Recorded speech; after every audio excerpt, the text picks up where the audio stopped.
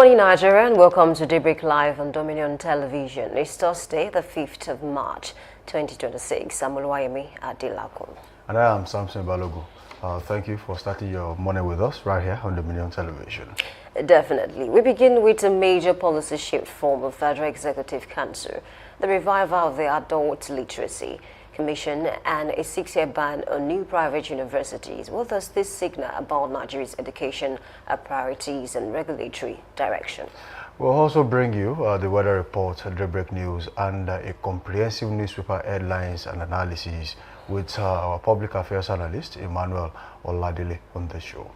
Later on the program, we take a deeper look at a sensitive national debate, mercy or miscalculation, and the political and security implications of amnesty and state pardons in Nigeria. Are these dues for reconciliation, or do they carry unintended consequences? We'll be joined by Awolaji Olayi, a peace chieftain and political analyst, to explore the implications of these to Nigeria. And we'll wrap up things on this show with Trend Watch, capturing the conversation shaping public attention this morning. This is Daybreak Live on Dominion Television. Well, let's get right into it this morning. Good morning to you. Good morning, Samson. Good to be here once again. Yeah. And definitely there's a lot to talk about. And yesterday there was a particular story that caught the attention of some educationists, and who really feel like some are really they are not too perturbed about what was on the pages of the newspaper, while some were indifferent. But most importantly, what are the people saying, especially Nigerian people at this moment? 6-year ban on new universities in Nigeria. And of course, the Adult Literacy Commission has been revived. It's to some people, especially adults in Nigeria, who feel marginalized, especially when it comes to education. I think it's a welcome development for them. Yeah. Age should not be an impediment when it comes to acquiring knowledge.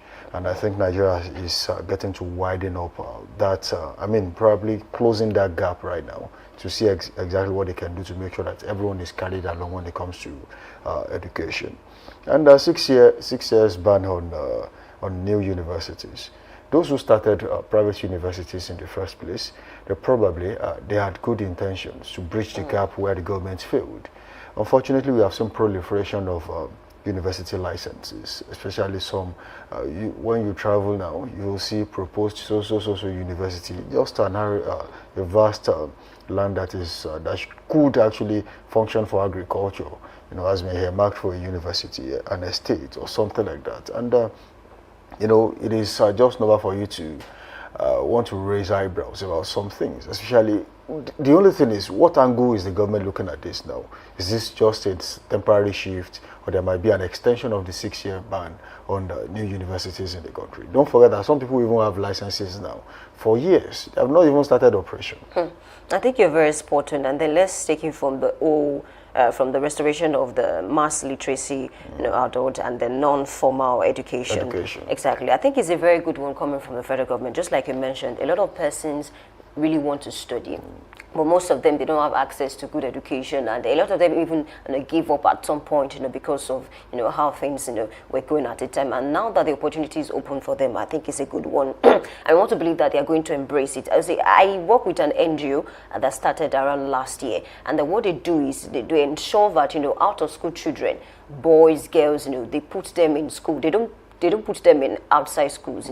They have like an environment where they teach them the basic subject. I think it's a very good one, because I really love that initiative. So these are the issues. Now that the government is trying to do this, I think it will help the adult and of course the younger ones who really want to go to school, and of course they can enroll in a particular school that they love. And then speaking about the universities now, I want to believe that the most important thing that I think the government is doing on this matter is to ensure quality and expansion, because at the end of the day, they don't want other people to get license. They want to ensure that the ones that we have can expand, but it's going to take a lot actually, because they will have to build new classrooms. If you look at some of the federal universities that we have across the nations, most of them cannot take more than 40 in a particular class. So if the federal government is trying to expand now, that means you have to build bigger classrooms that can take more. And I think I read that about 2.3 million sought for admission last year, but about not up to 300,000 actually got admission. Why? Because of space. So they are trying to look for ways to ensure that more people can be admitted into university. And then one more thing is we also need to improve the quality of learning too. Because let me make an example, with University of Ibadan. I read an headline recently that said they had to advise some certain students to withdraw. Why? Because they are not performing so well. So what can be the reason for that? So these are other areas that we also need to look into to ensure that people can learn, not just learn, and then they can learn properly. And one more thing, speaking about funding now, I think I've seen more federal universities going through funding issues than more private universities. Right. I don't know whether I'm right or not, but I have seen it. Because talk about the issue of light. You see public, most students who attend public universities, they complain so much about light. Some will tell you that is why private universities are expensive. Exactly. They're not so cheap. Not so cheap. Some of them pay 3, 4, 5 times the price you pay at federal universities. Exactly. As a matter of fact, if not because of this recent hike, some public universities, not even 4 years now, 3 years back, you pay as low as 40,000 naira as tuition fee, but compared to what they are paying now, you pay around 200 because of the increase. So I've seen issues with public universities, issues around light, and these are the areas that they should look into, because most of them, they cannot take in more students because there's a quota you must take in as a public universities. So they need to improve the quality of the education, the classrooms, and of course the lecturers, because talk about JAPA, most of them are leaving. So how can we ensure that these lecturers, we can retain them? And one more thing is the fact that where these public universities are actually earning money from, speak about the hostels. If you check the public universities across Nigeria today, you will discover that 60% of the students would rather stay outside. Why? Because the hostels are bad. So they don't even care, except for the final year students who are running projects because of mobility to meet with their supervisors. They will just move into the hostel. But for 100, 200, 300, they would rather stay outside because the hostels are bad. So this is where the federal universities are getting their money from. But if more people are not coming in, how are they supposed to get more money? Right. It's a problem. It's a very big problem. And I was talking to someone about what this could mean for Nigeria, could mean for the education sector, and the 6-year ban on new private universities. I think it will help the government do a little bit of quality control. Yeah. We have seen some private universities struggling with basic facilities for students. And there was a time I traveled to a particular part of the country, and there was a private university we visited, and that person was saying, "Oh, this could pass for an advanced secondary school." Okay, if you get to an higher institution, there should be, just by saying the facilities, the structures, you should be able to tell that this is a university. But in some cases, especially in Nigeria, it is not so. Some universities have licenses to run some courses in Nigeria, and they have still not been able to start just because they feel like they don't have the facilities. Yes, you talk about laboratories, talk about practical sessions for people who are doing mechanical, electrical. They are basic things that should be there. How about private universities running medical courses? Okay, there should be places. Do you have an hospital where there could be housemanship for medical students? These are things we should be looking at. And I think the government, I don't know, there might be some other reasons why this step was taken. But then this might be the right decision at the right time for us to forestall any form of decadence in the education sector. Yeah. And also, just like I said earlier, the post can help existing institutions meet accreditation standards. Yes, you got accreditation for these courses, but then are you meeting up with the standard? Okay. Unfortunately, we have we have bodies who monitor all of this. We have, I think, the Polytechnic board. I want to remember the name now. Who monitors all polytechnics to see exactly what they are doing, and are you meeting up with the standard that we have actually set for you? Right. Also, for university board, there's a university board that monitors universities. In fact, they are the ones who ensure accreditation for some of these courses if they know that you have met up with standard. There was a particular university somewhere within Oyo State that was struggling with law a few years ago. Okay, you got accreditation for law, but even the body knows that as it stands, you don't have what it takes. It's not just about the structure. It's not just about facilities. It's about, do you have the right set of lecturers to take the students? These are things you will be looking at. And also, there will be better regulation oversight. Just like I said earlier, people will be able to say, oh, look, we have gone to social university, or we are monitoring their actions from here, and we feel like, yes, they can continue with these courses. These are advantages, okay, that this could serve for the education sector. Then, to strengthen existing institutions, we can't just continue to have wishy-washy institutions out there. The little we have, the ones we have at this time, can the government also look into how they can come in for private institutions to also help them? Especially, one of the challenges these lecturers have faced in recent times is because there's no funding for research purposes. Okay, and where do they get these monies from? Sometimes from the government, sometimes as foreign grants or aids from foreign bodies who actually say, look, we want you to research on social thing, we are giving social grants. How many universities in Nigeria still get grants? It's a big one, and I think the government should look into it. And if you check the disadvantages, what this could mean for us as a country, reduced access to higher education.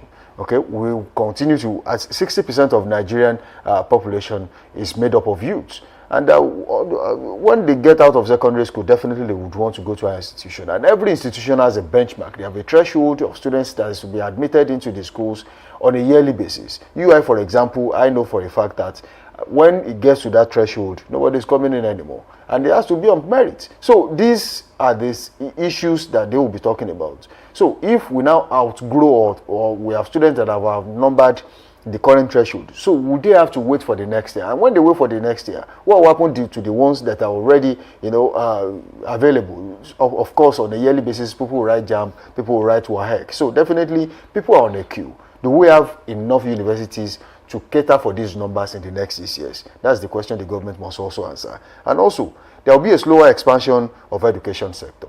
If we want to expand the education sector in Nigeria, we want to extend the scope, especially for the not so governed areas. There should be education in those areas. The reason why Boko Haram will find it convenient to convince a person to go and wear a suicide vest, to go and blow up a particular mosque or church, is because if you lack the requisite knowledge, which education can easily bring to you, then there is a problem. We will begin to breed new set of terrorists, especially in that part of the country. Now, away from there, advantages, disadvantages. You rightly spoke about non-formal education the other time. I think that's one area that Nigeria is not looking at. Okay, we have private individuals who they don't necessarily have to establish a school, but they can create a learning platform for other people. We've seen it before. It still happens in Nigeria. Some people learn online. Okay, they have courses. Of course, we have open university where people go to study at their own convenience. Okay, it doesn't disturb what they do for a living. It doesn't mean you don't have to go to work. Your master's, your PhD, you can easily go there, get it done. In fact, people study in Nigerian prisons. I mean, correction facilities. So, flexibility of education is very important. And we have so many Nigerians who actually went through this process. Chief Obafemi Awolowo, for example, had no formal education until a particular point in time when he felt he had to study law. But of course, he studied. But it was not in the four walls of the four corners of a classroom until that period when he felt like, yes, I have to study law. And also, the biggest business mogul in Nigeria as we speak, Alhaji Aliko Dangote, had no formal, not so formal education. And of course, he's doing well until he had to study business and to make sure that his business continues to grow. What about this man that wrote a book recently who dropped out? Well, of course, people, you see, okay, if we are talking about Nigerians that have made it through all of this, how about we talk about Mark Zuckerberg, who created Facebook? Of course, he told his own story. Jack Ma of Alibaba said the same thing. Elon Musk, for example. He used to fail in school. So people have different stories to tell. But I have always said this. Education is not the only, classrooms is not the yardstick for success when it comes to what you finally achieve in life. Okay? Sometimes what you pick from what people say around you, goes a long way in shaping you as a person. So that's why I really like University of Ibadan for, the tagline they use. Of course, you were there. So aside from learning, okay, character too is very important. And that you don't necessarily get in the four corners of a classroom. You get from people you relate with. You get from parents at home. So non-formal education should also be looked into.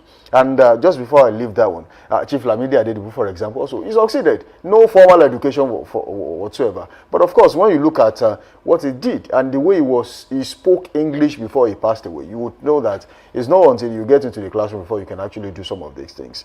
And just like I was said earlier, there are several challenges to be tackled by the federal government, especially by private individuals too.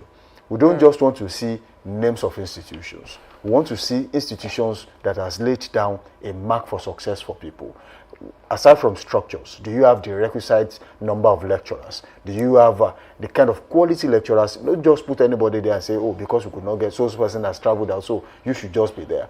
Sometimes you see students who actually complain about these things. But then can we all put that behind us and focus on how we can build education in Nigeria, expand education, and make sure it works for everyone? That's the best thing. I think you're very spot on. I'll pick it from your last point. Speaking about education and maybe learning the trade. At the end of the day, you should know what works for you. Right. So if at all someone wants to deceive you, you as a person, you know that you are not really good with academics. You are good with other things, and there are people who are so in love with academics. So and then it comes to let me say, some parents actually they want to force their children. You have to become a lawyer. You have to become a medical doctor. Don't force any child. You can study the child, from a very young age. You see some children at a very young age, they can draw so well. I have a friend who read music. At that point in time, he said his parents did not even try to stop him. He finished with the first class. He's doing well. He's probably planning to start a studio. And he's doing so well. So know what works for you. Don't force any child to say you have to do this, you have to do that. You can dialogue with them. Away from that, let me also talk about research. Now, you mentioned research, and I think it's very, very core, because some of these people, if not for the likes of independent researchers, who can write so well, they do a lot. They will get assistant researcher who will go around for them, go to archives. Exactly. They will pay them, and then they will still have to run errands. Let me tell you, a friend of mine who is a researcher, he said to me, he came down from US recently. He said he went to interview some persons, and then he had to pay them before they can actually talk to him. He had to pay them, and then he said it happened to him not once, not twice. He had to pay those people before they can actually talk to him. So these are the things that you go through as a researcher. Nobody is doing anything for free again in Nigeria. I'm telling you right now, because you have to pay. You pay assistant researcher even when you go to those libraries.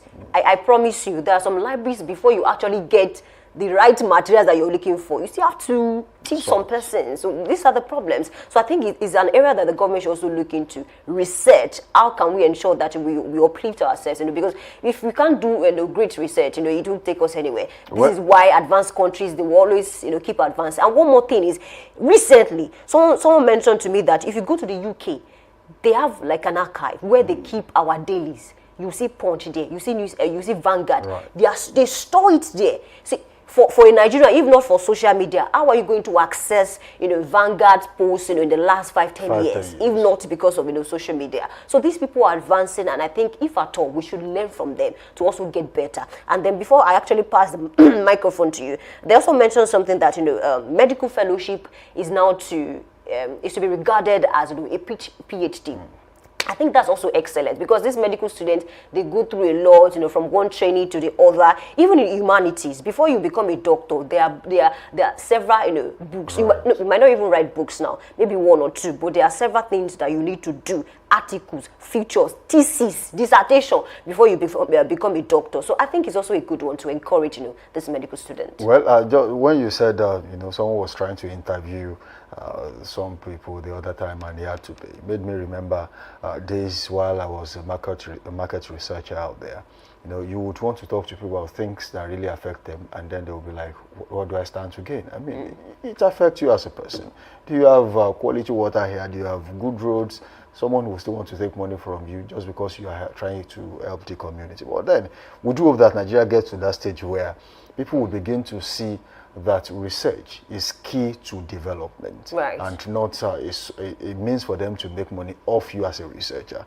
Away from there, let's take weather report this morning, and we'll be starting with the Asian. Partly cloudy and humidity drops to 3% right here in Ibadan Southwest, Oyo State today.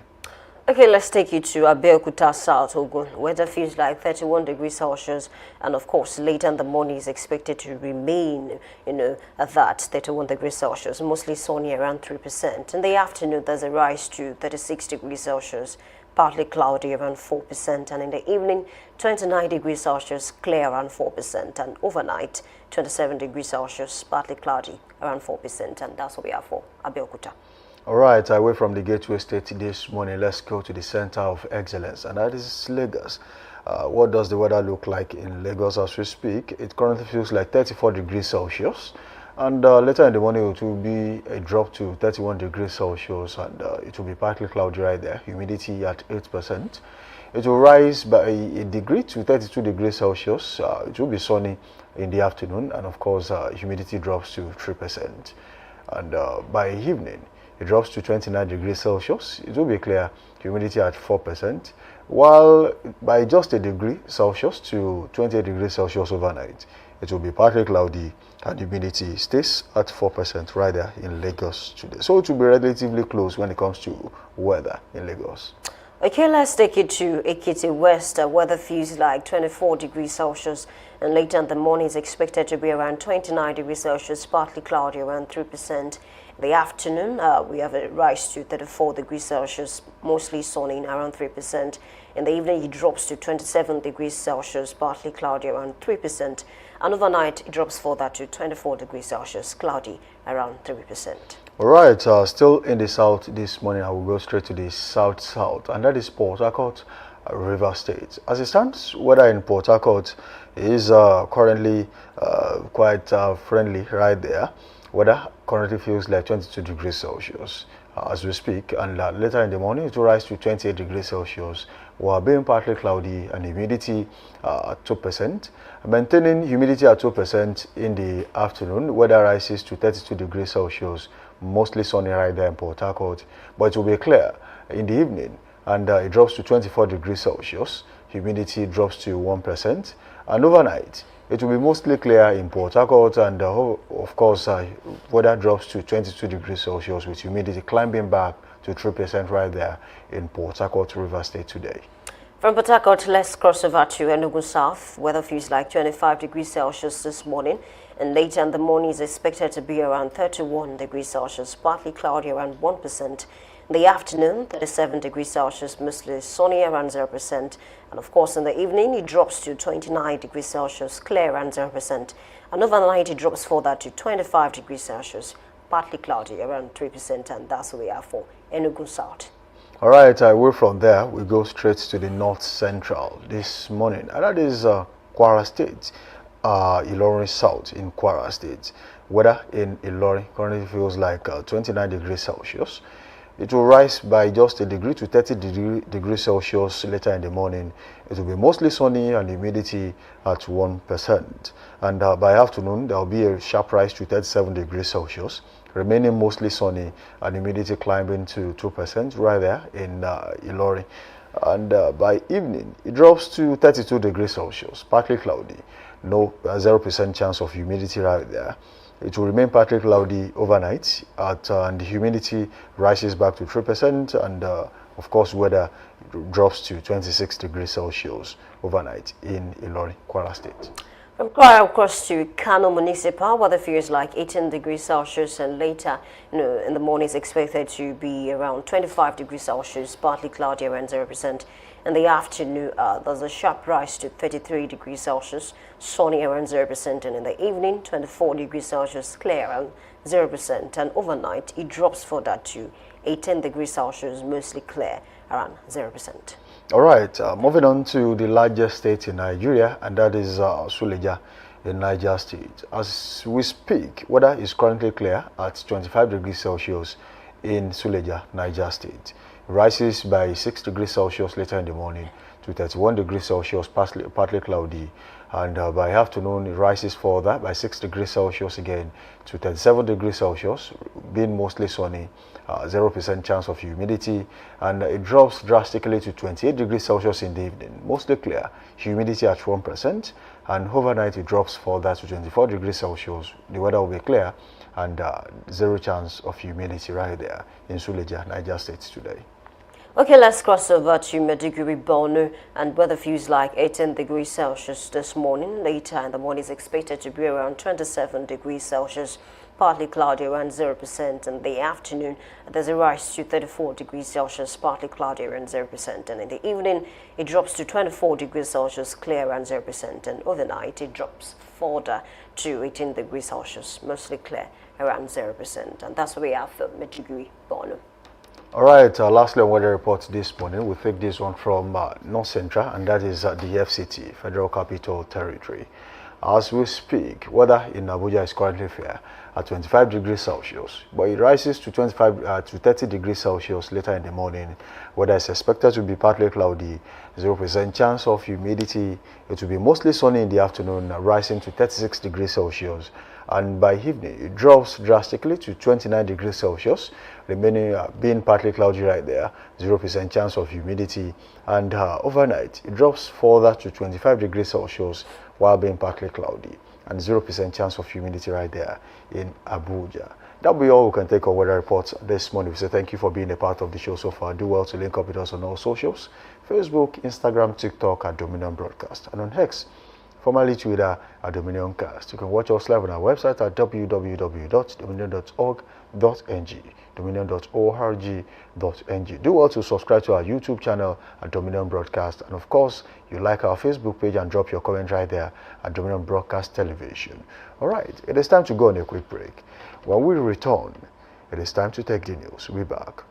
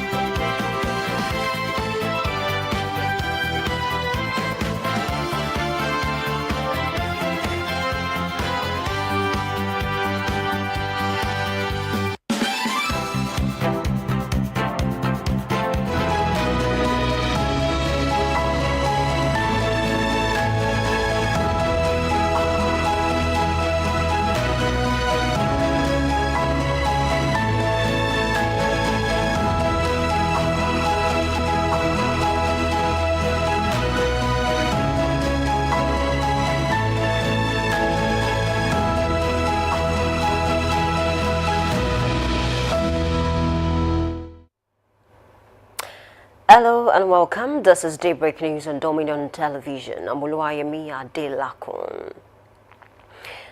President Bola Tinubu has sworn in Olatunde Disu as the substantive Inspector General of Police.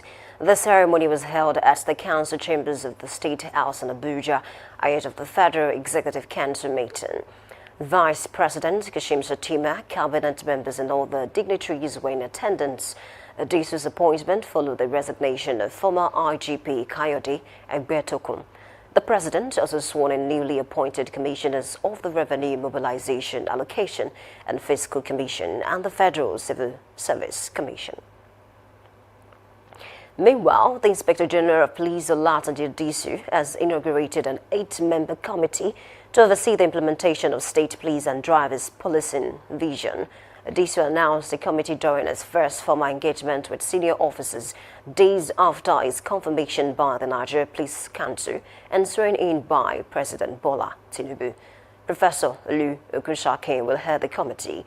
Disu stressed that professionalism, accountability and respect for human rights must guide police operations nationwide and directed that the Public Complaint Unit and X-Squad operate independently to strengthen internal oversight. It said decentralization through state police would enhance responsiveness to security challenges across the country. The Independent National Electoral Commission has raised concern over what it described as unnecessary litigation and internal leadership crisis within political parties. Chairman of the Commission, Professor Joash Mupito, spoke at a technical workshop held in partnership with the Westminster Foundation for Democracy in the court, Ekpene, Akwa Ibom State. It said billions of naira have been spent defending avoidable intra-party dispute in court, warning that such cases distract the Commission from its core mandate of election planning. Amopito also expressed concern over the quality of party primaries ahead of the April 23rd to May 30th, 2026 primary window, stressing that internal party democracy directly affects the credibility of general elections. The Oyo State Police Command has rescued a kidnapped victim in Igbeti, Oyo State. 30-year-old Alhaji Gedo Yusuf was abducted in the Old Oyo National Park area, and the case was reported at the Igbeti Divisional Police Headquarters.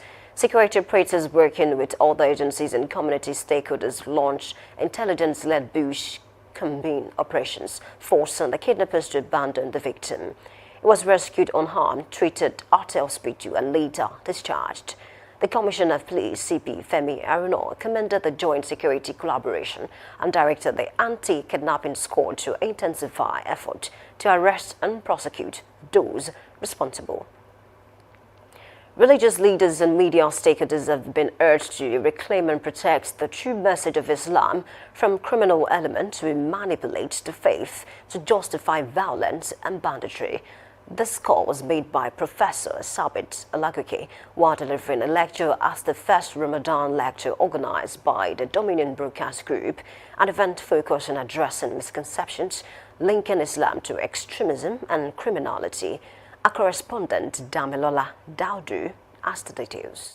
The Dominion Brokers Group hosted its first Ramadan lecture, bringing together Islamic scholars, media professionals, and members of the Muslim community for a timely discourse on religion and security. The lecture, held at the Dominion Brokers premises, focused on the theme Rescue Religion from the Abductors, Case of Banditry in Islam. In his lecture, examined the growing concern over the misuse of religion to justify criminal acts, particularly banditry and violent extremism. The cleric explained that criminal elements who hide behind religious identity distort the teaching of Islam for selfish gains, thereby damaging the image of the religion and creating unnecessary tension within the society. He called on religious leaders, parents, and community stakeholders to intensify moral and spiritual guidance, especially among young people. Faith. Gbogbo ẹ̀sìn pátá gbogbo ẹ̀sìn kan là ń pè faith. First Corinthians 30 verse 13 kí ló sọ? Ó ní ẹ̀sìn ń bẹ tòótọ́ ẹ̀ ń pè faith. Ó ní ẹ bá jọ́sìn dáadáa pẹ̀lú ẹ̀ ní ìrètí sí tẹ̀ ń wá pẹ̀lú ẹ̀. Ó ní ṣùgbọ́n tí ọba ṣe agbo òfẹ́ lẹ ti ń ṣe yọ ọ̀rọ̀ kò ní. The CEO, Anat Travels and Logistics Service Limited, Alhaji Lukman Shodola, sponsors of the program, appreciated the guest speaker for his availability while acknowledging Dominion Brokers for their support and participation in making the event come to life. Dominion FM, ṣé àwọn náà ni wọ́n ṣe tán gbé ètò yìí kalẹ̀. Èyí láti ọ̀dọ̀ wọn náà ni program yẹn náà ló ti gbé ọ̀dọ̀ títí wa. So àwọn màmá tí ọlọ́dẹ fi ṣe ní sábàbí náà yẹn alájà Làtífà ọlọ́run kò jọ kó bá ṣe dáadáa fún wọn iléeṣẹ́ náà ọlọ́run máa kó bàjẹ́ láéláé ẹ̀yin tí ọlọ́run wá fi ṣe olórí iléeṣẹ́ náà bàbá náà ọlọ́run jẹ́ ká máa gbèrò sí ọlọ́run. The program also featured prayer for peace, unity, and stability in Nigeria, as well as goodwill messages from invited guests. Damilola Daudu reporting for Dominion News. In business, the Federal Ministry of Finance has announced a new presumptive tax framework aimed at expanding the tax net to cover small businesses. The policy is designed to simplify tax payment for traders, artisans, and other micro-enterprises. Executive Secretary of the Joint Revenue Board, Olusegun Adesokon, said the framework prohibits the use of roadblocks by tax officials to collect levies. Meanwhile, Minister of Finance Wale Edun said the regime is intended to create a fair, simple and predictable tax system, stressing that the government's strategy focuses on expanding the tax base rather than increasing tax rates. And in sport, Khalifa FC has promoted one of their under-19 prospect, Anita John, to the senior team. The midfielder has also signed his first professional contract with the Owerri side after impressing at youth level this season. Anita is expected to compete for a place in the first team as Khalifa Batu to avoid relegation. The club currently sits 19th on the league table with 29 points from 28 matches. You can visit our website on www.dominion.org.ng to watch us live and interact with us. You can also follow us across our social media platforms, Facebook, Instagram, TikTok, YouTube, and LinkedIn at Dominion Broadcast and X at Dominion Cast. That's the Daybreak News. I'm Oluwayemi Adelakun saying thank you for watching and good morning.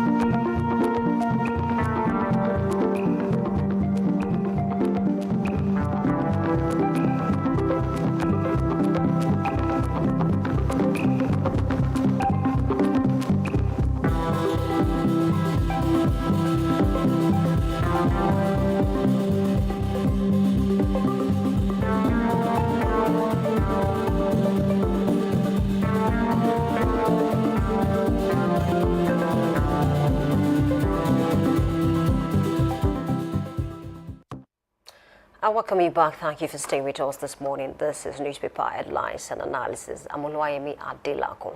I'm not alone in the studio. I have with me Emmanuel Oladele Abiola, entrepreneur and public affairs analyst. Welcome on board this morning. Good morning. Thank you so much for having me again. Thank you for joining us this morning. Let's start with Nigerian Tribune, and I have a banner headline that says IGP Disu gets set for state please. That headline has its writers inaugurate 8-man committee on implementation. Tinubu swears him in. Lawyers set agenda for police chief. I think some Nigerians say, "Oh, this man, he just came in and he's appearing on." Every newspaper now, they always talk about Tunji Disu. Tunji Disu said this, he said that, and things like this. Now, this 8-man committee on implementation of the state police. I'm not sure you quite agree with the whole state police thing. Yeah. So what you make of this? Because it appears that the federal government is set to achieve this, especially for this administration. Yeah, if you look from the start of the history of state policing, there's always been the South clamoring for this. The Northerners have not actually been so invested in state policing. Now, in fact, there was a Northern political stakeholder that said they should reform and revitalize the Nigerian police force, not have a state police. Now, coming to the issue of state policing, you see that when Tinubu is the president, a Yoruba guy is now the chief of police. Now you see that the momentum is gathering. So, but still, my concern remains: state police, who controls what? What's the limit? There must be a limit. If indeed, yes, from the look of things, federal government is ready to implement this, but there should be proper limitation to the powers held by these governors that will be controlling the state police, because in the real sense, state government will control the state police as the federal government is controlling the Nigerian police force. Now, let's look at a model. The US as a state, US makes use of the state policing system. Okay. And they are doing it well. Up to an extent anyway, not 100%. But the UK also is using a federal policing system.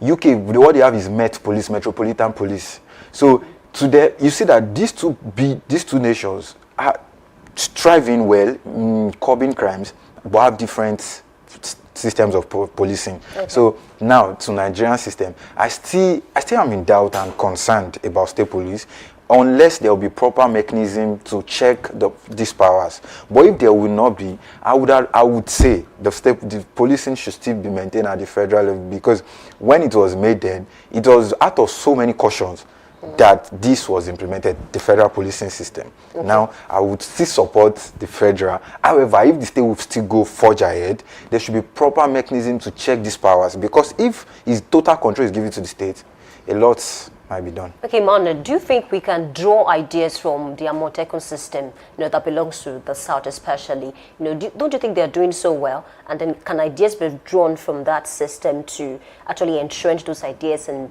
this whole state police thing? Yeah, totally. There's a model, there's a model. They've done something, and we're seeing some results. However, looking at Amotekun, I think one of their deficiencies is coming from resources and proper training. Resources, that's proper munitions and training, all right? But still, yes, it's a good model to consider. Okay. I think, in fact, I commend them, because in a way they did something to show the federal government that we are capable. Okay. They've tried to show their capability. But my concern still remains at control and checks. Okay. So, yes, it's a good one. They've implemented something good that we can learn from. Okay, we remain optimistic about the whole state policing. Instead of taking headlines from Nigerian Tribune, let's talk about this one that says, Tinubu direct ought to airports cashless policy. Do you think it's a good one? I tried to, go through what people were saying yesterday when this, headline, when people started exactly when it broke, and then some Nigerians are saying, what if the president, did not intervene? This particular sector, what were they looking at? Were they not seeing, the issues around it? Thank you so much for saying that, because it is the Nigerian syndrome anyway. Nigerian syndrome is that we bring something good, but we don't know how to implement it. Look at the INEC brouhaha of over the past 2 weeks of real-time transmission of election, INEC coming to say we don't have enough capability to do that. That's a Nigerian syndrome. We have initiatives and ideas. Okay. However, we lack implementation. Okay, it was said that the airport authority had been making announcement that we'll be doing this, we'll be doing this, we'll be doing this, but that people were not prepared enough. That's it. That's who we are in Nigeria. Now, I would say, like you said, what were they looking? What were they doing? People miss their flight. And do you know what it means to miss your flight? Imagine someone who is planning to travel out of Nigeria forever and sold his property, sold his house to get a flight ticket.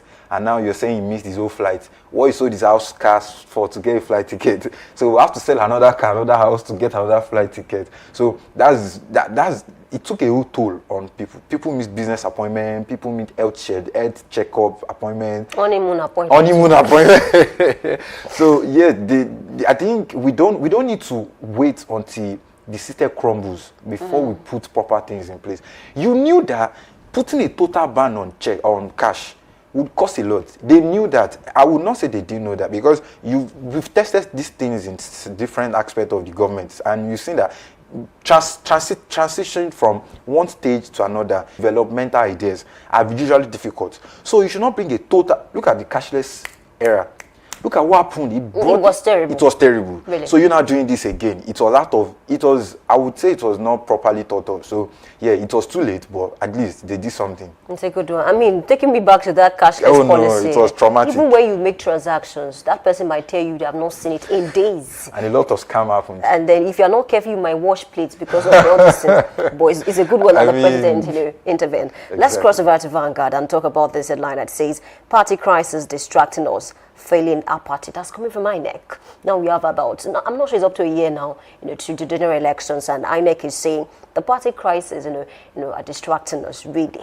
What do you make of this? At the end of the day, this is not the first time that there will be party crisis. The last election, it was even terrible, for PDP, still same PDP. I recall the whole argument about you must go, we have to zoom presidency to the south, this Wike is saying, we are not going to support you. Went to national TV, we are not going to support this current PDP. So there will always be crisis. So don't you think INEC should begin to look for how to actually, perform excellently regardless the crisis? Exactly. And I always say this, INEC is called Independent National. You're not an agency that has to rely on someone, that has to rely on an activity. You make the rules. INEC, you make the rules. I'm speaking to the INEC guys at the moment. You make the rules. You bring out the calendar. You bring out the schedule. You say, if this is not done, then you will not do this. You don't have to, imagine, it's like saying the federal government is disturbed by the activities of the state governors. Why? The federal government controls the narrative. So that same thing with INEC. You control the narrative. The political party should not dictate to you. If there are crises in any particular political party, either you leave them out of the race or you leave them until they sort their issues. So nothing done by the political party should affect you. If it's registration of candidate, there's a deadline. If it's not met, if conditions are not met, you don't need to shift the deadline, right? So like you also said, things should be put in place to maneuver and overcome all this. I feel there are excuses. They are trying to lay foundations now so that when the election does not go well, when the activities does not go well, later in 2027, they can say, yeah, we told you that political parties are doing this, which is flimsy. Okay, so how do we reduce this interference? Because some politicians have alleged that, INEC has a way, of doing things in favor of their paymasters. In this whole political parties, crisis. How can we reduce that? I recall this old PDP now, and then did you know that INEC, recognized the Wike faction, whereas there was, a convention in Ibadan, and then the likes of Wike Fayose called it Amala joint. That, that's the best way they can describe it. So these are the issues now, and they even talk about Labour Party. There was that, tussle between Nandi and of course Abure. It's a lot to unpack. So most of these politicians are saying INEC has a way of interfering in their, internal issues. Yeah, I would like to speak more on that, because looking at it, if you're saying, the essence of INEC is to regulate activities of the political parties. So campaign, candidacy, fielding, and all of that, and funding and the rights. So there are requirements. I feel like we blur the lines between the law and the reality.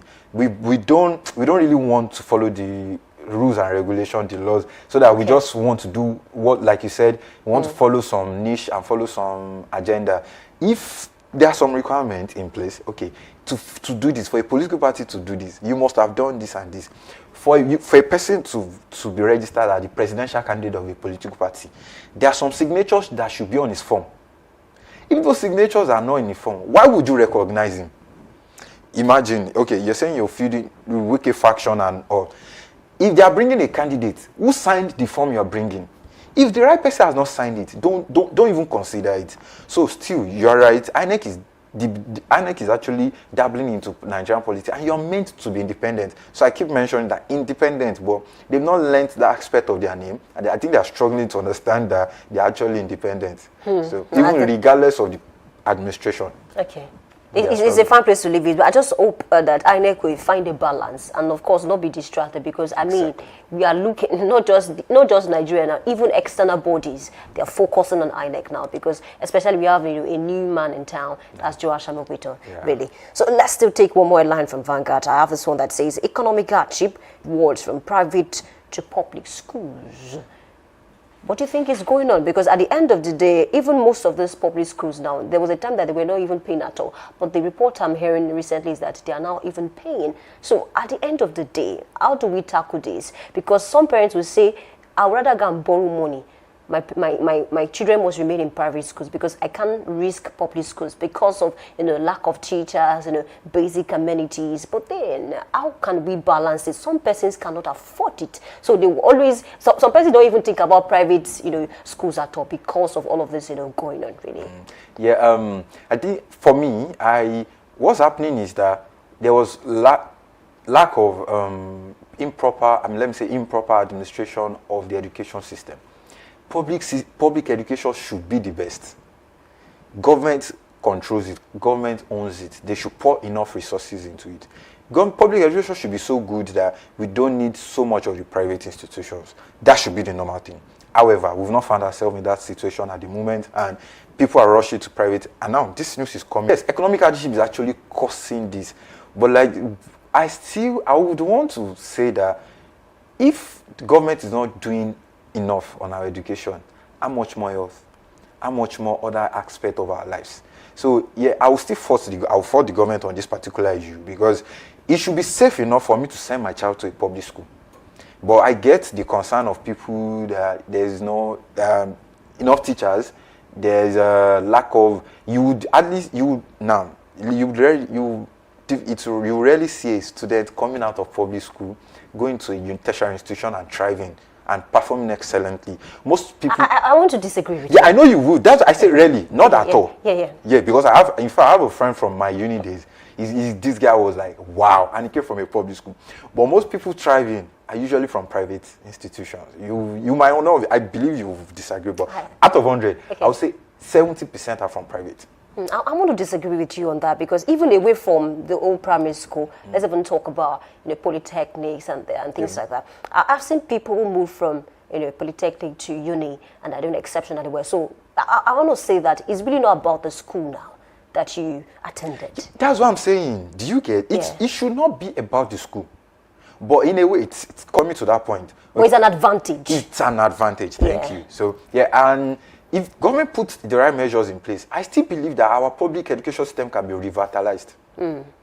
Okay, I think it's a good place to leave that discussion. I want to believe that things will get better in the coming days. Let's cross to the Guardian newspaper and take a look at this particular headline that says that U.S. Embassy cancels visa appointment over Abuja protest scare.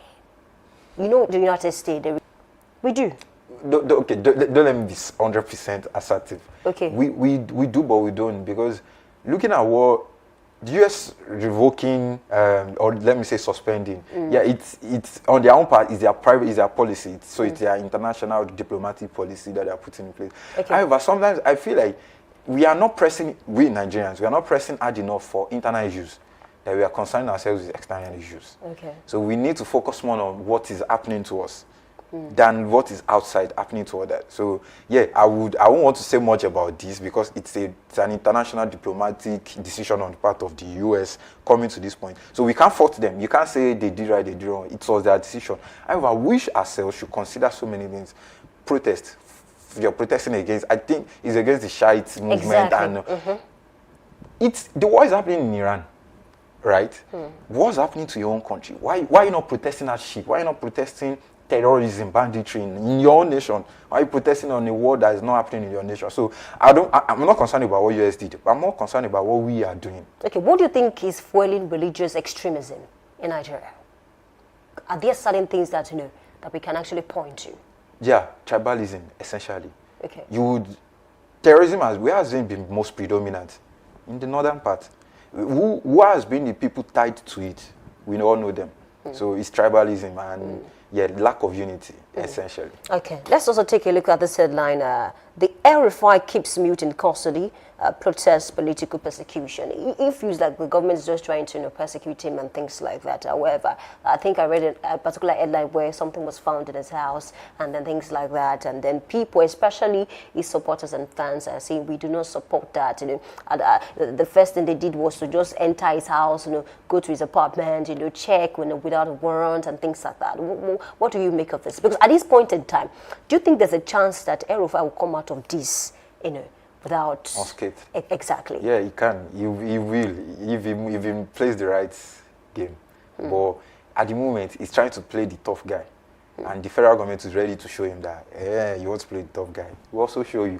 But if they found something incriminating, it's worthy to be checked for him. If you place yourself as a figure, as a political figure in the nation, and you're not doing the right thing, I believe the normal thing is that you should be prosecuted and you should be charged accordingly. But however, we've also seen the case that Nigerian criminal justice system has been used as a tool against people that some people don't like. Let me put it that way. Okay. However, if, like you said, if a warrant was actually served, whatever happened subsequently is legal. But if a warrant was not served, even sometimes you don't need a warrant to conduct some searches, because based on the idea that a crime has been committed or something incriminating is happening, you can they have the right and authority to actually check his house, if that is the case, if there is a very high suspicion of criminal activities. So a warrant is not needed. And I see him as a crybaby. El-Rufai to me now, before I was actually supporting El-Rufai is a fair person. He doesn't care who is going to roll his eyes. That's what I'm saying. Initially, I was supporting El-Rufai because he was pointing out some things we needed to address in the federal government and all part of the government. But now, to me, at this point, he has become a crybaby. What he's trying to be is like a martyr. Like, they're prosecuting me because of what I'm doing. But at this point, he's a crybaby to me. I was supporting him from start. When he was still with DC? No, even when he left, there were things he pointed out that we needed to put attention to. Oh, wow, these things were happening.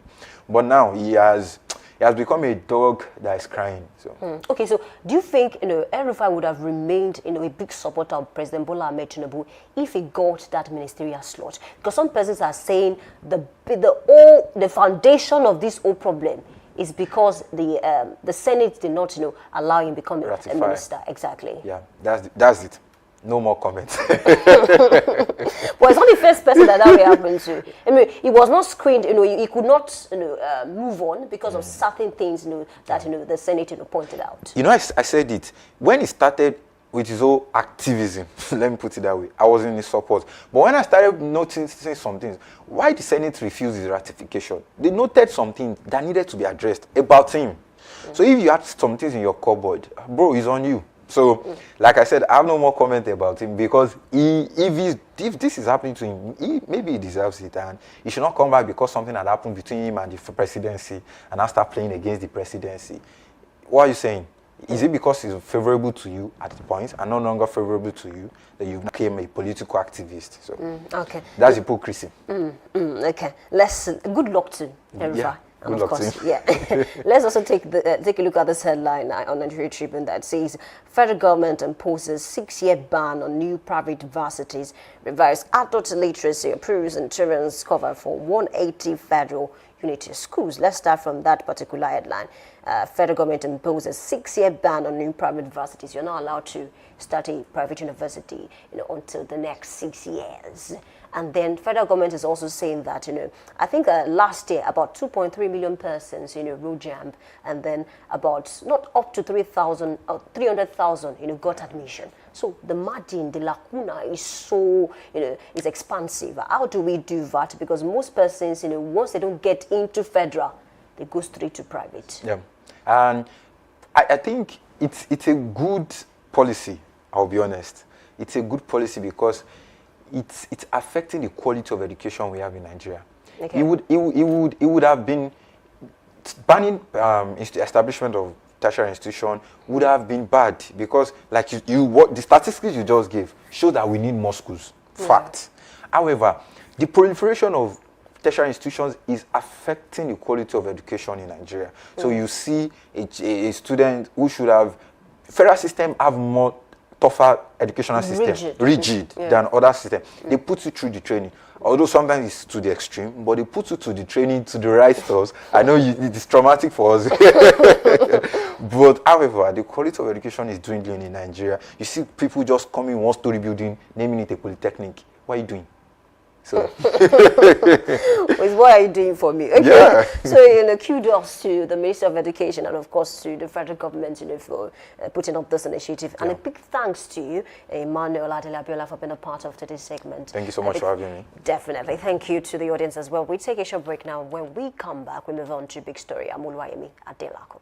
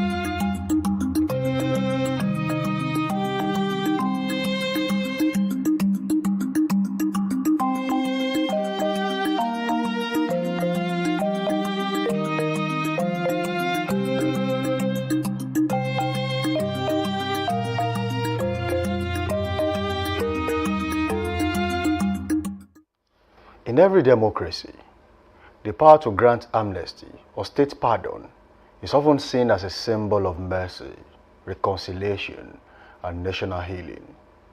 But in Nigeria, such decisions frequently spark intense debate, raising questions about justice, accountability, and the message it sends to the society, from political figures to individuals convicted of serious crimes. The use of pardons and amnesty has sometimes been applauded as a step towards peace and unity, while at the other times, criticized as a political tool that undermines the rules of law. Are these acts genuine gestures of national reconciliation, or do they risk eroding public trust in the justice system? This morning, on The Big Story, we examine the delicate balance between compassion and consequence in governance.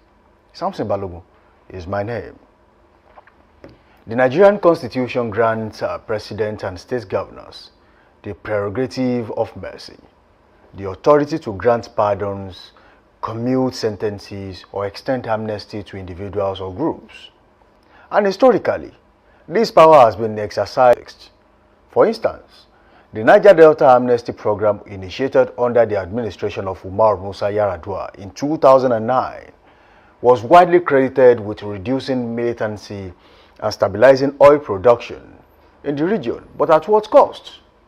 At other times, state pardons have been extended to political figures or individuals convicted of corruption related offenses, a development that has generated significant controversy and public backlash. Critics argue that such decisions may weaken the fight against corruption and diminish confidence in the judicial system. Supporters, however, maintain that prerogative of mercy is a constitutional instrument meant to correct judicial excesses, promote reconciliation, and address complex political realities. In a country grappling with insecurity, political polarization, and challenge of strengthening democratic institutions, the question remains: when leaders grant amnesty or pardons, are they fostering peace and national stability, or inadvertently encouraging impunity? To unpack these political and security implications of these decisions, we are joined this morning by Honorable Omolaja Olawi. He's an APC chieftain and a public affairs analyst. He brings his wealth of experience to the table this morning. Thank you for joining us on The Big Story. Honorable Omolaja Olawi, good to have you here. Oh, thank you, Samson. Thanks for having me here. And viewer at home, thanks for listening and watching us as well. Constitutionally, presidents, governors are given the prerogative of mercy as a tool. What they use it for is something we are going to talk about on this show. We have seen situations where amnesty was granted. We have seen situations where sentences were reduced. We have seen situations where the government decided to clear some names after years of being convicted or probably being accused of some offenses. But in the context of Nigeria, would you say the prerogative of mercy has been an advantage or a disadvantage? It depends on the way we look at it. It is advantage in some instances, and it can be disadvantage as well. But all in all, we have seen a situation that at least when people, during the people outcry and backlash, the recent clemency, pardon that was given to a particular woman in Nigeria was turned to clemency. And for you to know that, depending on how we look at it, government can be able to listen to people and test, their ability to be able, the pressure of the people reflect on the government decision. So we have seen that we have seen a situation whereby after who and cry of a lot of people, so many people in Nigeria, a president doesn't resign his decision, and they made it to be clear, and clemency was given, pardon was given to Salisu Buhari sometimes ago by President Obasanjo, which we don't think is right. It's too early, it's too short. The times of his conviction and when it was given was too short. To that, we can say it's a disadvantage. But what are we going to do if the president doesn't resign his decision? Okay, now let's go back a little bit in history. In 2009, the amnesty program, the Niger Delta militants were involved, and the administration of Umar Musa Yar'Adua gave thousands of militants in the Niger Delta amnesty after years of armed struggle that disrupted oil production in that region. And notable beneficiaries were government Ekpe Mukolo, also Mujahid Dokubo Asari, and Ateke Tom. Those were the notable beneficiaries. But then there were so many other beneficiaries. Some of them even got scholarships to study abroad at that time. And the implication was that militants decided to surrender their weapons at that time. And government provided stipends, training, and rehabilitation for them. Oil production increased significantly after the program. That was in the South at that time. And also, Borno governor, convicted of corruption, that is Alimodu Sherif at that time, was linked with to controversial clemency discussions through, though not formally pardoned in the context. However, the widely known corruption-related pardon was granted to the pre-Alamesia and under the Goodluck Jonathan administration in 2013. A former Bayelsa state governor who was convicted of corruption in 2007 was granted a presidential pardon by the National Council of States.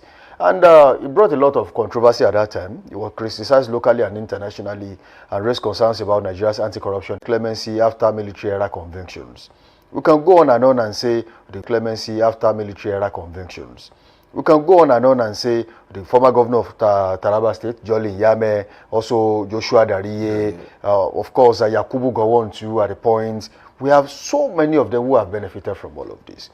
If clemency are granted, especially to notable people in the society, what happens to those who don't really have that name to put them in reckoning for presidential pardon or amnesty? That is one. Two, as a country, does amnesty or state pardon rubbish the efforts of civil society organizations, the security agencies, and of course, the judiciary arm of government? You must realize that all these were brought about to the table by United States of America, whereby they try as much as possible to reduce the bureaucracy and the problem that are associated with a lot of when they have to. I'm talking about the amnesty. When you are talking about how the expensive, how costly it can be when you are going through the judiciary process. That is why a lot of this were being introduced. But let's talk about the clemency. Let's talk about the amnesty. Amnesty is really different. The Niger Delta amnesty is different because what we depend upon is oil. And when there is disruption in our oil production, it's going to affect generally the national revenue. So they're being given that amnesty. And it wasn't that amnesty itself that gave them that encouragement to drop their arms. It's about the package that it takes, because a lot of them are giving salary, monthly stipend every time, and it's not small amount of money. Really, it's not small amount of money. And a lot of them were sent abroad to go for training, to train themselves so they can be better to society. These were the juicy things that are introduced to them. It is not about that amnesty. A lot of them are ready to die because of the cost, because they are benefiting a lot from illegal thing they are doing. Because we are talking about the oil bunkering and a lot of things that are associated with their job, and they are seeing a lot of money there. Now, let's talk about the clemency and amnesty. A lot of political elites that were being given this amnesty and clemency in order for them to return to the political arena.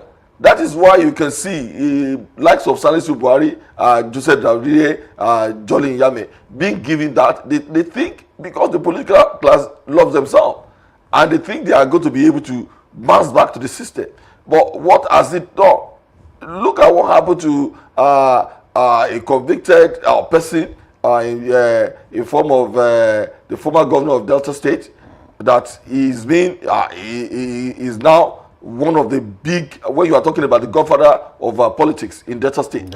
He's still being respected, and is dine and wine with the president right now. For you to know their importance, because they command a lot of political force and they have that political influence in the society. Who is going to joke with that? So when you see this, it works both ways, because we have seen a lot of masses, people who are not having money, that have benefited as well, because you are talking about the governors always like to show mercy, probably when they are looking for election, or you can see what happened in Osho State. A convicted armed robber was released by Adeleke, Governor Adeleke. And when he was reintroduced back to the society, it was being, it was known because of all these bloggers who really, the way the story was written to the public, he attracted a lot of sympathy. The guy that was released, that they said that he was not a paid armed robbers, I was convicted and was released. He went back to do the trade again. He went back to that criminal activities.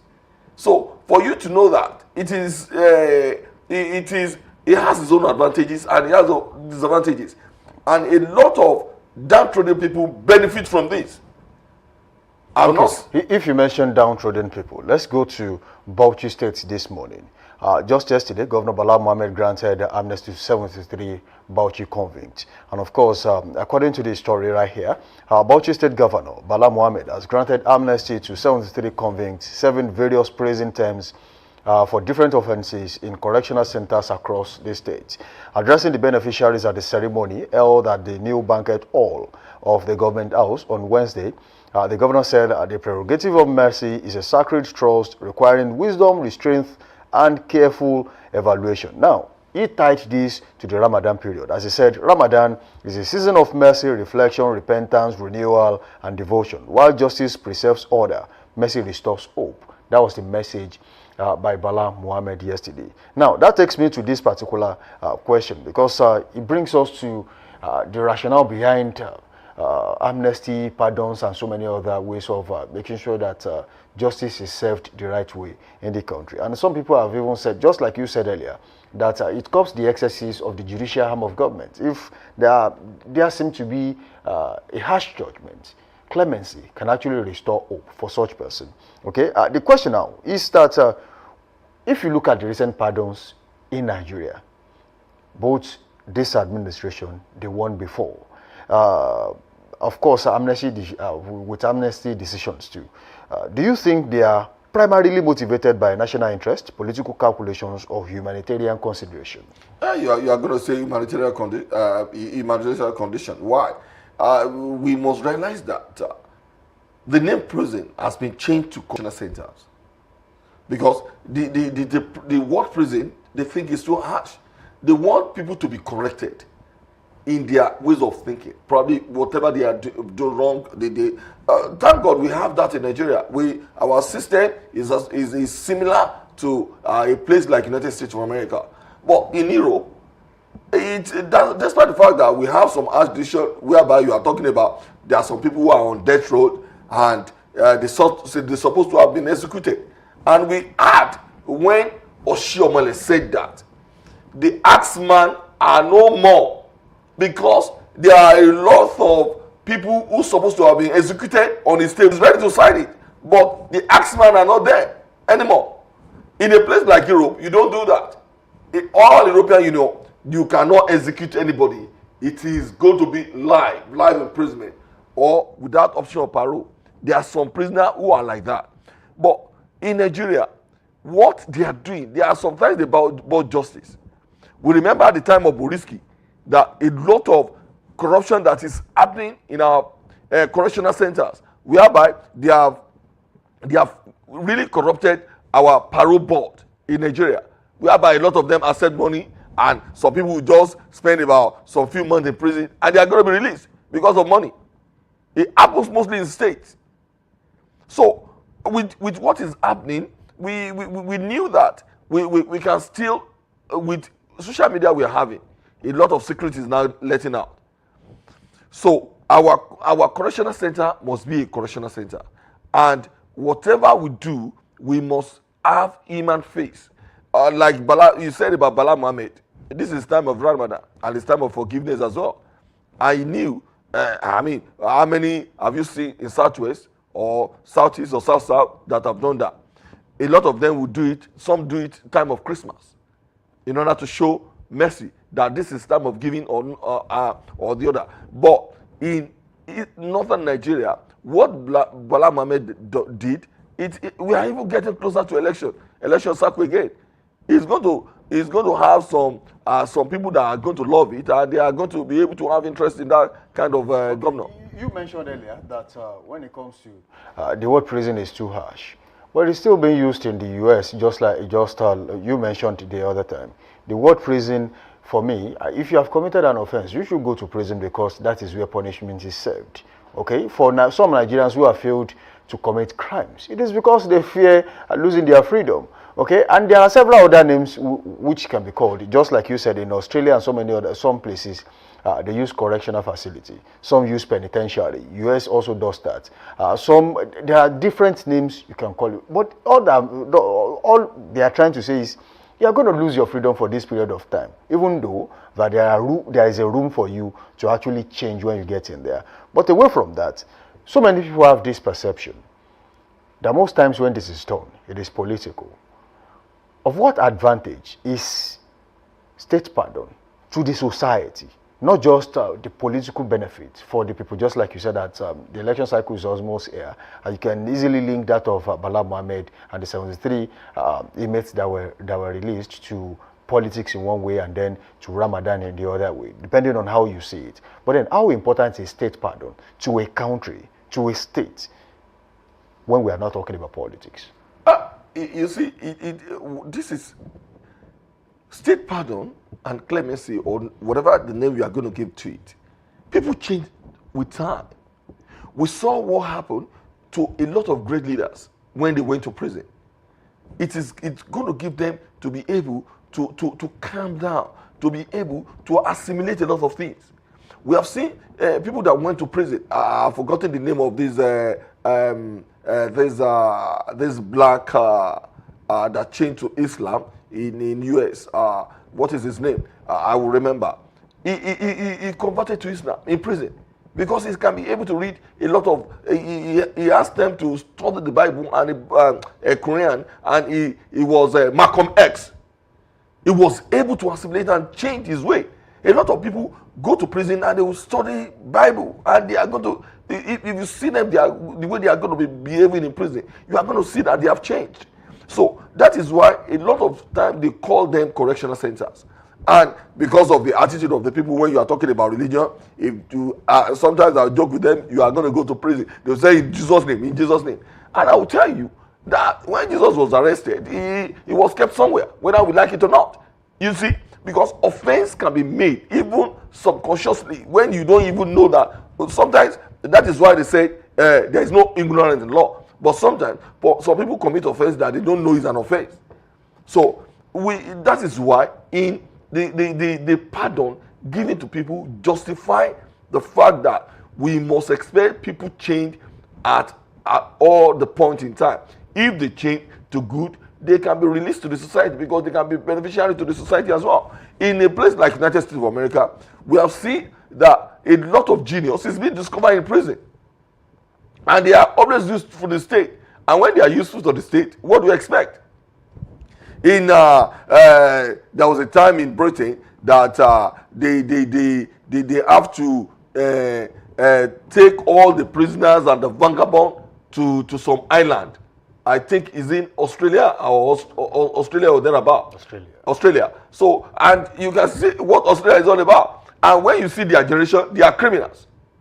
So you expect this. We need to give some people who deserve pardon and clemency, so they are going to change their way of life and they are going to be beneficial for the society. Okay, very quickly, let me ask you this. I haven't seen pardons for people like former governor of Bayelsa State, Alamesia.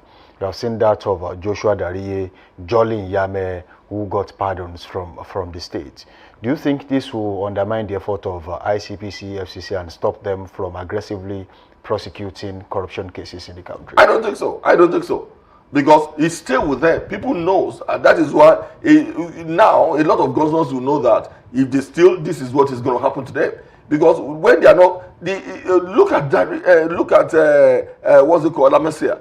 Alamesia, before Alamesia can accept that, it was through plea bargaining, and they made him to realize that this is what the condition is going to be given, these are not. And mind you, because of that stigma, it doesn't even live long before he died. We believe maybe he has some complication when it's come to thinking about what the stigma he had in the society, and he was not given that respect. How many people have been hearing about Jolly Yami or Dari right now? Because the stigma is still there. Because court process is always long. There was a time Kalu said that he has been in the EFCC, battling with EFCC charges for more than 12 years. He was convicted and he was sent to prison. But because of the mistake that was made, according to the judge, probably the judge who doesn't supposed to preside on the case, came back to preside on it. That was the technicality they used to dismiss the case. Capitalize on. It's not that he wasn't convicted. He was convicted, of course. And I think it was let's go on technical ground. On technical ground. No, this is. I wonder that why does some governor doesn't even think they can change? Why, when they see this kind of people, they know that the ICPC and the FCC, they are not a joke at all. That is why a lot of governors take them to court, including our governor, Sheyi Makinde, took the EFCC to court. To stop them from prosecuting them or investigating them. That is it, because they are under investigation. They knew they are not going to find this when they leave office, and that is for sure. Why do you think people like Bala Mohammed is now crying? And when they talk, they are going to. Dariye was APC when he was sent to prison, including Jolly Yami. They are all APC. So when they always cry about politics, about being victimized, I laugh.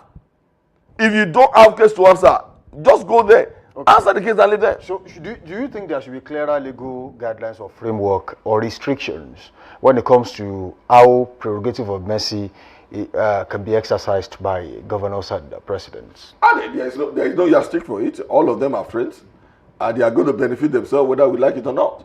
It is not only that. You saw what happened during the time of one Yetunde that killed her husband.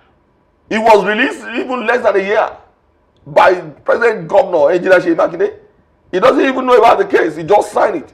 He's not even up to about 6-7 months when he came to the office and he signed it. For you to know that it's not right. Some people need to be punished. For somebody who premeditated and killed her husband, he was supposed to serve life imprisonment, not less than 20 years before he can be released. It is not based on technicality. It was just pardon, not even clemency. Probably he was lucky because he wasn't like, what is the difference from year to day? Are the governors solely responsible? Are the governors solely responsible, or the people who actually put this forward to them? It is not about that. It's impossible for the governors to select these people by themselves. See what happened with President Bola Ahmed Tinubu. The person that killed the husband has about 3 kids or 2 kids with the husband, but yesterday has not. It was being pardoned because the children still need to do what? They need to feel their mother, whether you like it or not. That's the reason they gave. If not even because of the husband, both of them has children together. So, what about yesterday that was pardon? Who bears the brunt when we continue to grant pardon to people who have actually committed such a heinous act? Of course, the society. Because sometimes they still continue what they are doing.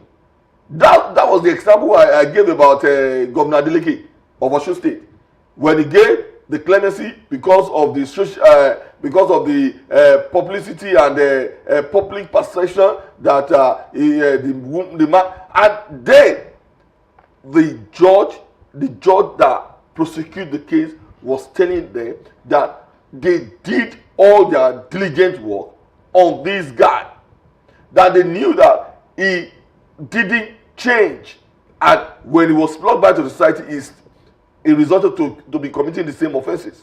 So for you to know that sometimes the judges are doing good, they before they can be able to, because a lot of them are human as well. They cannot just send you to prison just anyhow. So I believe the governor and the president are to research more, investigate before they give clemency and pardon to. Talking about investigation, do you think the State House of Assembly and the Federal House of Reps should now have stronger oversight functions on screening of names presented to sitting governors and presidents. That is one. In many countries, clemency processes involve transparent advisory boards. People who have no connection to power, they are just selected at random. Check these cases. Do you think they deserve this? Of course, that is where you have these things being done in other countries too. Do you think Nigeria also needs to constitute some boards of such? Yeah, Nigeria has. A lot of them has been used with corruption. That is why they are giving clemency and pardon anyhow. We have Nigerian prison has a board of pardon and whether clemency or a parole. They have it, but a lot of them were really corrupt. I think they are even worse than politicians. So for you to know, the politician can be assessed. They can be, a lot of them can be x-rayed, and their intention can be well made known to the people. But a lot of people who are in parole board, we don't even know them. They are under the curtain, who we don't know. That was what happened in Osun State. Do you know the people, the bloggers, put the name and the number of the judge that judicate on the guy that was sent to the prison, and they bully him. It was exposed. It was exposed, unlike the parole board. How many people know that? That is why, we can see what happened with Boriski. Boriski, they asked Boriski for 5 million naira before he can be given that pardon. Does it supposed to be like that? That is why immediately he came out and he can see that people are not friendly. He ran abroad. You have never heard anything about Boriski after that scenario, because people knew how he got out. He got out of the system, and it is wrong. You wanted to use she. Yeah, I know. Okay, very quickly, let's move on. Okay, looking ahead, how can Nigeria balance justice, mercy, and national stability when exercising power of amnesty and pardons? I think if they can be able to do it the way it's done in United States of America, whereby when you are talking about this parole board, they have to be assessing them, they have to go to be monitoring them, see the kind of job they have, and make sure they are good to society. But in Nigeria, after they do the clemency and pardon, the pardon, they will just go and rest. They don't care whether they don't check on them. They don't check on them at all. You can imagine when you call a policeman is going to say he has no petrol in his car. Probably the person that called them as the one that is going to fill the tank. That's why the fact that everything has been budgeted for. They are not going to respond to you. So you expect the parole board to be checking on anybody just anyhow. They don't care anymore. They don't care what happened to the society. That is why we are just, all of us are behaving like somebody who is deranged. So I don't know what to say, but I think they have to do better. I think the assessor needs to be assessed as well. Okay, if you're advising the government at this time on how clemency is granted in the country, what would you say to the government at this time? I think the government know right now because the power of social media is now there.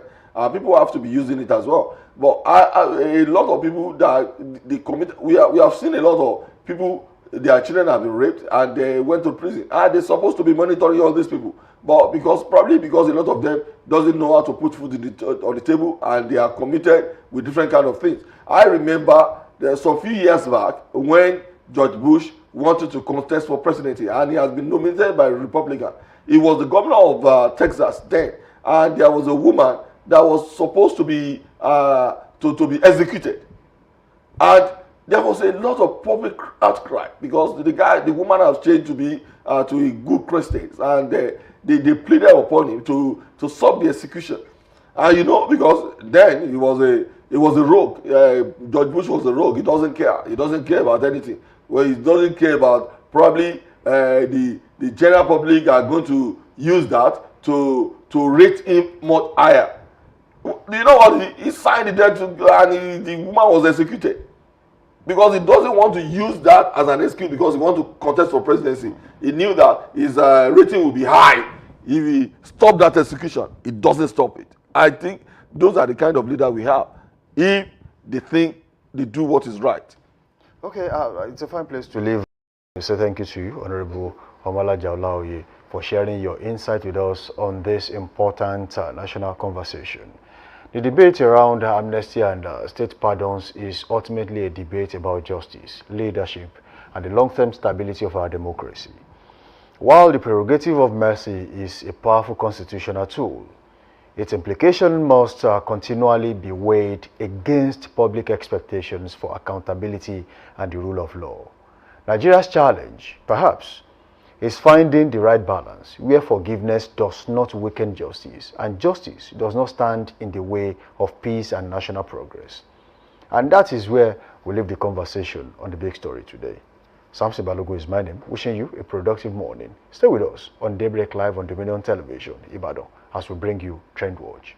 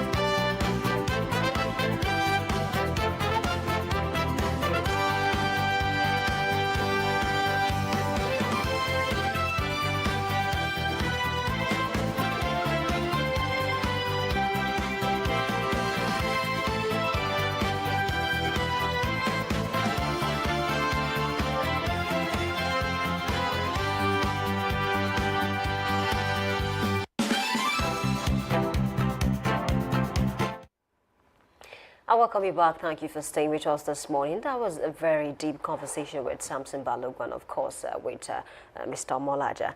Now it's time for Trend Watch, and of course, we are looking at this headline that says, I am going nowhere. That's coming from Reverend Dachomo. He's rejecting asylum from Australia and Austria. In case you're wondering who that is, is the outspoken Plateau State clergyman, I beg your pardon, Reverend Ezekiel Dachomo. He has revealed that foreign countries like Australia, Austria, and other European countries offered him asylum in the heat of alleged threat to his life and the bounty placed on his head by Islamists.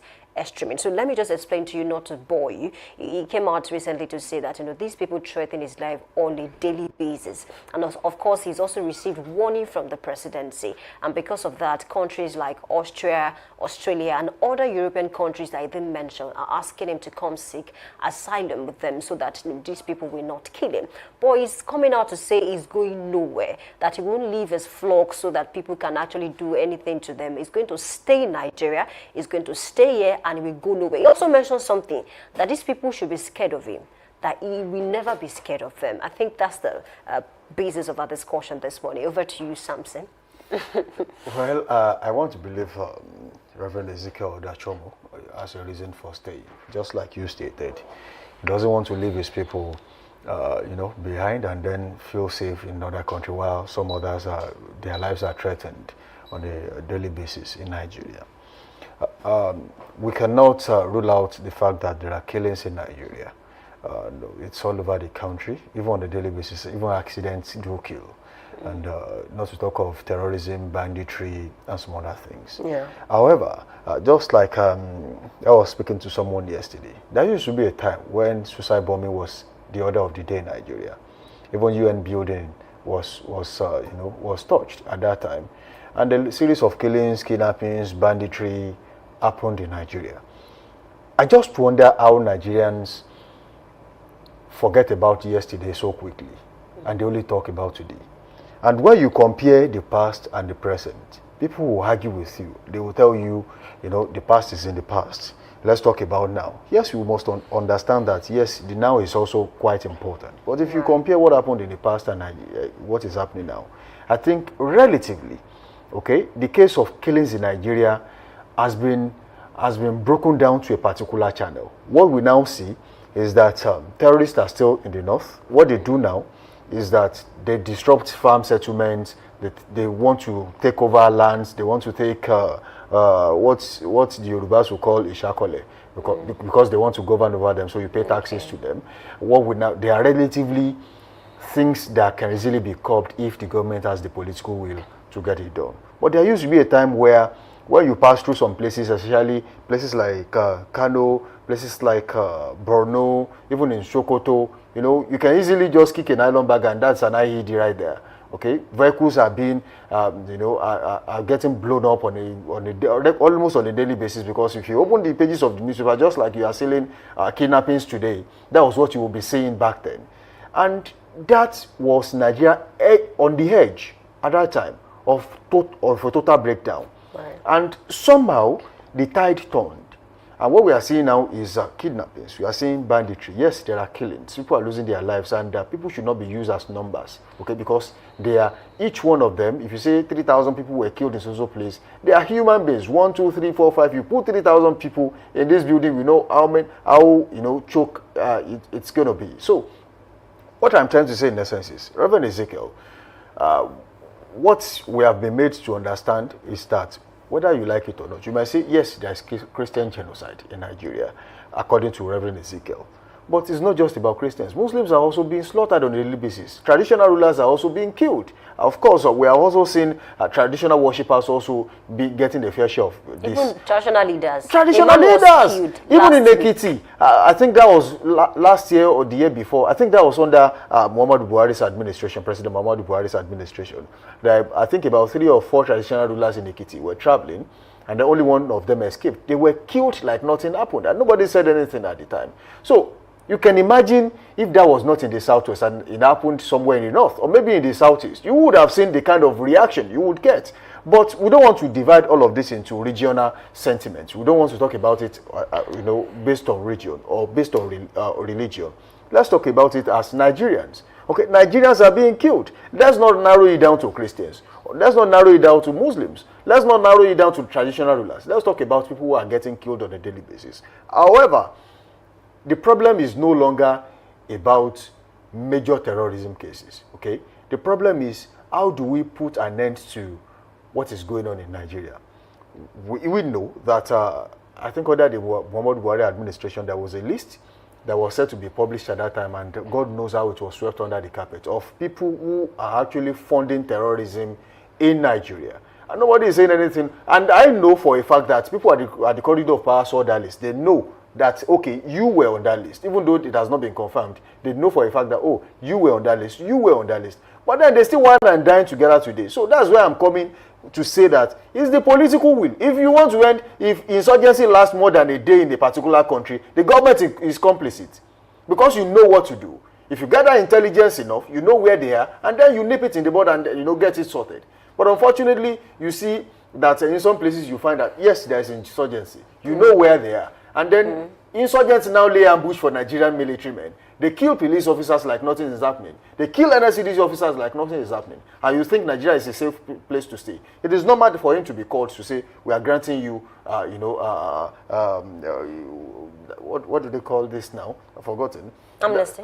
Yes, just come. Asylum, yeah. Okay, just come. If you think you are not safe in your country, it's not only Dan Chomo. There are so many other people who nothing happens to that actually sought for asylum in other countries. Okay. But it feels like you want to stay here because being vocal will actually do a lot in making sure that the government is on its toes and things are done the right way. Yeah, I think you're very spot on. And then just to conclude on that, he's been out there, talking about how his, church members were killed, people in his community, and that's because, according to him, that's the reason why these people are, threatening his life to kill him. But he's saying he's going nowhere. I just hope that at the end of the day he's safe. And then let's not forget the major problem that Nigeria is facing. Insecurity, which is across board. It's not just about one particular region.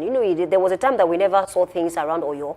Now we are seeing cases around Oyo, unlike before. So it's a fun place to leave that discussion, but let's take a few comments before we go. Okay, just one or two before we go. All right, I think Oskana said, stop these lies. No country offers you any asylum.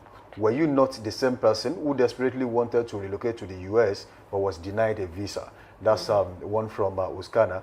And I think DN Josh also said something here. For tour safety, sir, please leave this for your safety. It was meant to be for your safety. Please leave this nation for them. All right, that's the pulse of the people on social media and what they are saying according to what the social media is saying to this morning. Thank you for being a part of the show so far. It's a convenient place to draw the curtains of today's edition of Daybreak Live right here on the Dominion Television. Until that time, if you say something, say something. Security